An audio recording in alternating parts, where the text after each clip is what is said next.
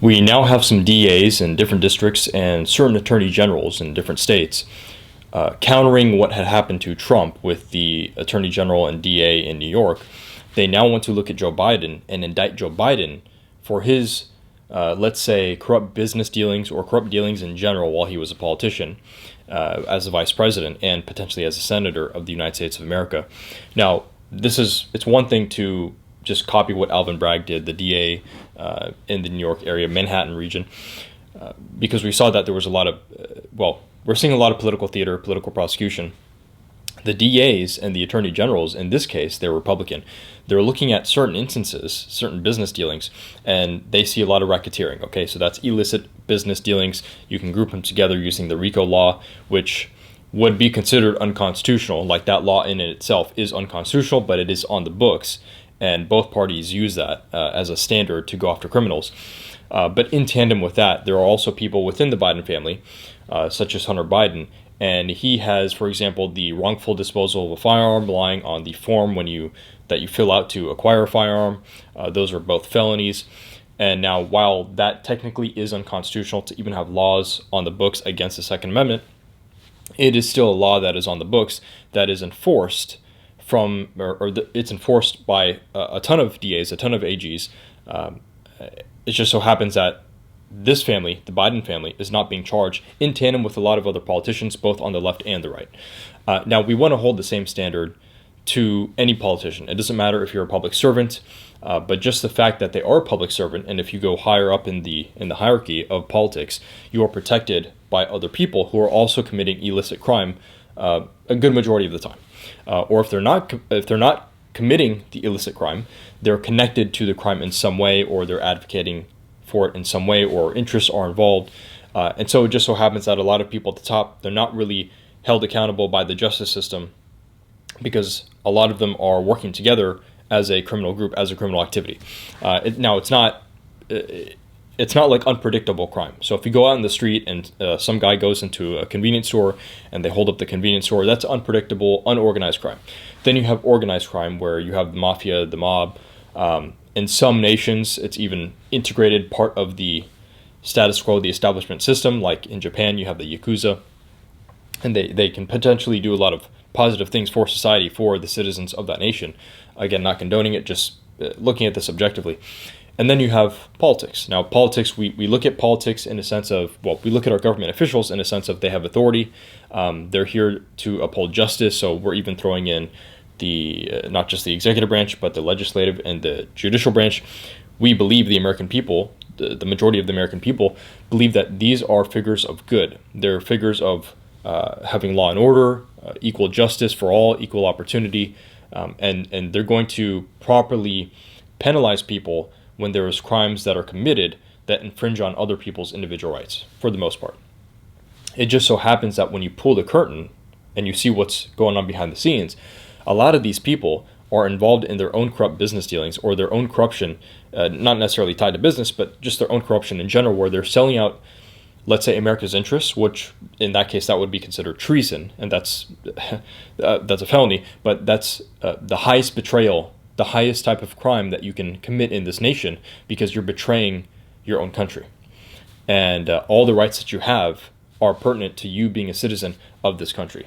And so when we look at this, when we look at these people, who a lot of us praise, even when we were kids, we were told that there's fair law and order, there's justice, and when you have your time in court, so it doesn't matter if there's a bad apple in the law enforcement side, like a cop pulls you over and you get arrested or you get a ticket, you can solve it later. But oftentimes there's a whole bureaucracy, and bureaucracy is kind of a way of saying there's a bottleneck, or there's a slow lagging process just within the system because it's so congested. But in that congestion is a lot of corruption. There are incompetent people in government, 100%. Most people in government, most people in companies, I'm not going to say every company, but most people in a lot of different niches are and can be incompetent or lazy. They just don't favor the work. But there are also a lot of intelligent people who are at the tops of these hierarchies. So when you look at these people in government, sure, you may see incompetence, but the more you go up to the top, the more intelligent you have to be, the more competent you have to be, the more cunning you have to be to get into those positions. And so these people at the top, they acknowledge the position they're in, and they come together and they know they can get away with certain actions because no one is going to hold them accountable. And even if people try to hold them accountable, well, they already have all the systems in place to protect themselves. I mentioned this before in another video, but even Congress has a little slush fund that is paid by the taxpayers unknowingly to protect people in Congress from sexual allegations, for example. May be true, maybe not be true, but they have a fund to pay off people to not disclose certain information so that people in Congress are protected from any type of criticism that may come out of that outrage from that information spreading. And so you take that and you scale it where people at the top are committing, I mean, think about this. When you're in the position of being at the top of the executive branch, you're the CIA director, FBI director, you're the president of the United States, you can get away with a lot of stuff. Like you can commit acts of war in other nations through proxy without congressional approval, because generally you need congressional approval to start a war. But you can do it through proxy because you control the executive branch. Congress is not an executive power. Congress doesn't really have any force. They have Capitol Police. That's not really enough force. The executive branch has all the force. So they can effectively override any kind of checks and balances and then pursue their interests. This is a very complicated thing, but let's just say, to simplify it, they're pursuing their interests, the executive branch. And they may be attacking innocent people, innocent civilians in countries that have no business getting invaded by the United States of America. Now, this is not to say that the ideals of America are poor, but the ideals of people who chase power, who have been compromised, they don't really have American values, those ideals are poor, right? They have the improper ideology. And so what's the answer here? Well, we're finally seeing some DAs, some attorney generals, at least talk about indicting Joe Biden. Obviously, this is like a bounce back to go after, to mimic what happened to Trump, but with actual criminal activity, right? If you look, and I've talked about this before, but if you look into the Trump situation, if you investigate it, there's nothing there. It's past the statute of limitations. There's a lot of reaching by the DA. The case was determined a few years ago to be nothing to pursue. There's nothing there. And so this is largely a stunt because you have to character assassinate. There's different levels of taking people out. This is one of the levels where you character assassinate to the point where you character assassinate and then you disseminate the information everywhere on the media apparatus, and thus people have a certain perception of that person and they're less likely to support that person. But it can also backfire because now you'll have a whole conglomerate of people who say, hold on, you're going after someone and they did not commit any criminal activity. Now we're definitely going to support that person. This happens, by the way, in most other nations. This is the first time, one of the first times that it's happening in the United States of America, which sets extremely bad precedent. Now, if we do have politicians, whether they're the president or not, and they're committing egregious acts, felonies, this is something that needs to be pursued. And it's, like I said, great to see some DAs and attorney generals who are actually looking into this, but they have to actually commit to the action and stand up for what's right. I understand there's a lot of pressure and even physical threat, and even threat of censorship, suppression, all that, right? This is all real. But if you have enough people who believe in the Constitution, you have enough people who believe in law and order, you have enough people who believe in justice, you have enough people who believe in the American values that this nation was founded on, it is our duty to go after people who are criminals, who have taken over. They have, I'm not saying anyone right now, but I'm just saying in general, they have taken over in a coup this hierarchy that we have, this institution and structuring of the United States that we have. And now they're taking their power that is not American and abusing us and then selling out the nation for their personal interests. And so we need to have the right people in office. We need to make sure that the right people are in office. They have, of course, there are benefits, right? If you're the president of the United States, for example, you have status. I mean, you're getting some money, $400K a year, but we know after that you'll get book deals, speeches, things of that nature. You can easily become a multimillionaire. So there are rewards to being a president. Even a politician, there are rewards. There are a lot of perks that come with being a public servant, especially now in the modern day and age. Before it wasn't like that. This was something, being a public servant was supposed to be something where you would go out in the world, you would accomplish something and build a business, X, Y, and Z, and then you would come and you would serve the public in your last remaining years as a way to say thank you to the opportunity that you had, and you can create more opportunity for people who are just coming up. Nowadays, it's something to be seen as a career, where you go into politics and it's your career. And so we have decades-long politicians where this is all they've done for their whole life. They've never done anything else. They've never built a business. They've never gone out and done a nonprofit or built an organization or been part of an organization and then taken those skills and seen the world and applied it into their position of understanding interests, motives, and incentives. They just come in, they siphon off from the taxpayer, they use and abuse the system, they neglect all the private citizens who they're supposed to serve in their district, and then they commit criminal activity. We have Nancy Pelosi over here who's, granted, she was in office for a long period of time, but how is she worth over $100 million? And then you go and you look and you can tie what was happening in certain committees in the House of Representatives, to her trading activity or her husband's trading activity. Obviously, she's the wife of the husband, right? So she's going to benefit. And the trading activity had profited them time and time again consistently. So the data doesn't add up if you connect the dots, right? Like, they're using insider information to make those trades. Now, this is an allegation. Nothing. She hasn't been convicted of anything, right? This is all alleged. But when we look at our public servants and we see that they're just abusing their position, they're not doing anything that's beneficial for us. Where are the people who are in power, like Republican DAs, Republican AGs, Republican governors? Greg Abbott has notoriously been known for making very broad, generic statements, but not actually standing up, metaphorically speaking, and being forceful about his ability, his powers, that would ameliorate the situation, whatever the situation is. He's done some stunts here and there, but largely he's been very establishment, and that's unfortunate, right? Because a lot of people like to think, well, they're Democrats and they're Republicans, so if you vote Republican or you vote Democrat, you know what you're going to get from both sides of the camp. Unfortunately, both sides of the camp are largely tied to the establishment.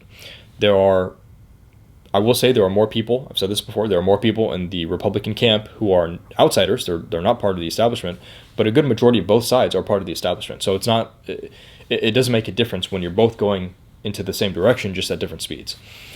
So we do need to take people who have accomplished something. Typically, it's been the people who have gotten into office before military was a big thing, right? So you would take people who were generals, lieutenant colonels, and they would come and they run for office, whether it's president or Congress. There are a lot more things that you can do now in the world. So we need to take people who have accomplished something. And look, they may not all be good politicians, but we don't want a true politician. Like, a true politician is a good PR person, right? You're good with public relations. You understand media perception. You understand what you need to say at the moment. That's not... you're manipulating people, right? I'm not saying it's bad to play politics in certain situations, but just being a good politician doesn't mean you have good policy. Being a good politician means you're good at theatrics. You're good at dramatization. You're good at manipulating people towards your point, which is not necessarily a bad skill if you're on the side of good ideology. But if you look at people who've accomplished something and they could actually have good political policy, or really just preserve our rights. You don't really need to pass more policy. You actually need to deregulate and remove laws on the books and give more freedom back to the people. Well, now we can have a society that advances forward, because you have people they're coming in from biotech companies, they're coming in from the finance world, they're coming in from law, they're coming in from all types of different businesses, real estate, doesn't matter what it is. And they can take their skills and apply it. Right? It doesn't even have to be those interests of area. It could be psychology. It could be anything. Right? Now, you do have to make sure that these people still align. These people can still be corruptible. Right? Humans are fallible. But just the fact that we're looking at people who have no business running, they're not competent, and they're really these are just the middlemen. Right? So if we look behind the scenes, the people who are behind the scenes, the people who make a lot of money, the people who are well connected, oftentimes these people do not run for office because they realize they're at public scrutiny, and every little thing that they do will be criticized. And a lot of them don't have, quite frankly, the balls to get onto that stage and have all their information exposed. Now, a lot of that information could be distorted and perverted and used against them when it shouldn't be, but a lot of them do have skeletons in their closet. So what they would rather do is use their power, wealth, connections, influence, and orchestrate things from behind the scenes. And now you have these public candidates, these public servants, whether they're already in office or not, or they're just running with their campaigns, and you can fund their campaigns. You can get them on the same agenda as whatever your ideology is. You're behind the scenes, so you can water down the agenda, give it to that public official, bribe them, buy them out. There's a lot of corruption that goes on behind the scenes. I'll give a legal representation of how this happens. Lobbying is legal. Lobbying was designed to the point where, look, as an individual, you only have 24 hours in a day. So you're not going to be able to go out in the world and do research. I mean, you could do research 18 hours a day, every single day, and still not have the information in every regard, every niche to take action on or to not take action on. So lobbying was designed to where companies, individuals, they would come in and they would inform certain committees about certain areas in industry. And this would determine if there needs to be regulation or deregulation. So as a public servant, you would hear them out. You're part of Congress. You would hear them out, and this could be someone from a company, and you might hear an argument from an individual saying what the company is saying is wrong, and you're supposed to make a judgmental decision because you have been elected by the people. So the people think that you're at least sophisticated or competent enough to make good judgment calls. You hear the information, you make a judgment call, and you say, okay, it looks like company X is actually trying to pass regulation or have us pass regulation, us as Congress, which would actually create a barrier for this industry so other companies could not enter. So therefore, we're not going to pass this regulation. In fact, we're going to do the opposite. We're going to deregulate more because we want more competition, more industry. That gives people more consumer choice, which is a derivative of individual rights. Oftentimes what happens is lobbying gets abused. Corporations come in, obviously they have more power and resources than private individuals or smaller companies, and there will be back-end deals. There will be, hey, they'll spice it up, and there are public hearings, right? So they'll spice it up in public hearings, they'll make it sound nice, but oftentimes they have talks behind the scenes, not in the public eye. Dinners are paid for, hey, if you vote on this bill because you need to have more regulation for safety reasons, X, Y, and Z. Those are the BS reasons, safety reasons. We will offer you a spot on the board of our company when you're out of here, when you're out of the Senate or when you're out of just Congress, right? And these deals are made. This is an abuse against lobbying. But lobbying in itself is legal, and it was designed to inform people in Congress to make decisions on regulation. The problem is humans are fallible, right? So even though lobbying is legal, even if you made it illegal, it wouldn't matter. The corruption would still happen behind the scenes. So it's one thing to have people who have integrity come to these systems. It's another thing to have people who are part of these systems who you've given your vote of confidence into, and they're not taking action on the right things. Like they're not prosecuting people when they should be prosecuting people, or they're prosecuting people who should not be prosecuted. They're abusing their situation, or they're being bought out, not necessarily financially, but ideologically, or they're threatened, whatever, by other interests. These are all bottlenecks in the system that infiltrate and infringe on our ability to have a productive civilization, because now you have so much bureaucracy, so much congestion in the system, and there are a lot of people who can commit activities that we would not condone, we would not agree with, and in fact it's illegal and or unconstitutional, and no one is held accountable so long as they're at the top of the food chain. And so we do want to create a system where this is based off meritocracy. When you have meritocracy, you can go up and down the ladder. Everyone is held accountable for the most part. But we're slowly moving towards a position that is akin to what we have in the East, or what we've had historically in humanity, which is a consolidation of power at the top, no checks and balances, and whoever has the force has the ultimate authority. And so therefore, even if you did have checks and balances like the legislative branch or the judicial branch, well, there's so much force in the executive branch that the other branches can't do anything. I mean, they can say, the Supreme Court could say that's unconstitutional. You cannot do that, executive branch. The legislative branch could come in and agree with the judicial branch and say, hey, that's also unconstitutional. It goes against the laws on our books. The executive branch could say, we're still going to do it. And there's nothing that's going to hold them accountable. Because at the end of the day, if you escalate it further enough or higher to a point where there's the highest point at which you escalate it would be force. And so the executive branch has all the force. They have all the federal agencies. And they're taking our taxpayer money to fund these federal agencies, which have grown to large, I mean, these are just large systems that commit so much unconstitutional action. The NSA breaches the Fourth Amendment. We already know that with Edward Snowden. We saw WikiLeaks with Julian Assange.